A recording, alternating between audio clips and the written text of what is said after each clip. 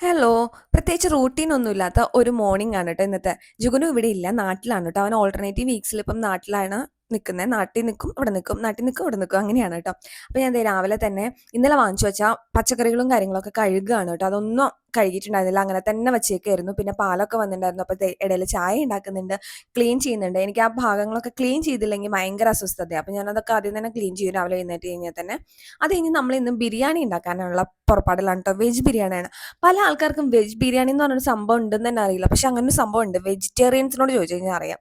നമുക്ക് അടിപൊളിയായിട്ട് വെജ് ബിരിയാണി ഉണ്ടാക്കാൻ പറ്റും. അതിന് നമ്മൾ ആദ്യം തന്നെ റൈസൊക്കെ ഇങ്ങനെ വേവിച്ച് വെക്കണം, സാധാരണ ഉണ്ടാക്കുന്ന പോലെ തന്നെ. അത് കഴിഞ്ഞിട്ട് നമുക്ക് ആവശ്യമുള്ള വെജിറ്റബിൾസ് ഒക്കെ വേവിക്കുക എന്നുള്ളതാണ് കേട്ടോ. അപ്പം ഞാൻ ഉരുളക്കിഴങ്ങും ക്യാരറ്റും മാത്രമേ ഉണ്ടായിരുന്നുള്ളൂ. അപ്പോൾ അത് രണ്ടും വേവിക്കാൻ വെച്ചു. പിന്നെ നമുക്കുള്ളത് സബോളയും തക്കാളിയാണ് കേട്ടോ. അത് നമ്മൾ സെപ്പറേറ്റ് വഴറ്റിയെടുക്കുകയാണ് ചെയ്യുക. അപ്പം ഞാൻ ആദ്യം തന്നെ ഒരു പാത്രത്തിൽ കുറച്ച് നെയ്യ് ഒഴിച്ചു. അതിലേക്ക് സബോള ഇട്ട് വഴറ്റി അത് വഴണ്ട് വരുമ്പോൾ നമുക്ക് തക്കാളി ഇടാം. തക്കാളി ഇട്ട് വഴണ്ട് കഴിഞ്ഞ് കഴിഞ്ഞാൽ നമുക്ക് ബിരിയാണി മസാല ഇടാം കേട്ടോ.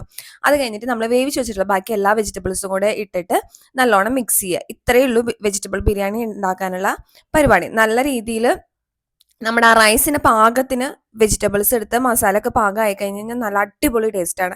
പിന്നെ ബ്രേക്ക്ഫാസ്റ്റ് ഓട്സ് ഉണ്ടാക്കി. അപ്പോൾ ഇന്നത്തെ രാവിലത്തെ പരിപാടികളൊക്കെ കഴിഞ്ഞിട്ടോ ഞാൻ ഓഫീസിലേക്ക് പോകാൻ വേണ്ടിയിട്ട് റെഡി ആവാണ്. അത്രയേ ഉള്ളൂ. Signing off, Swathi Savitri.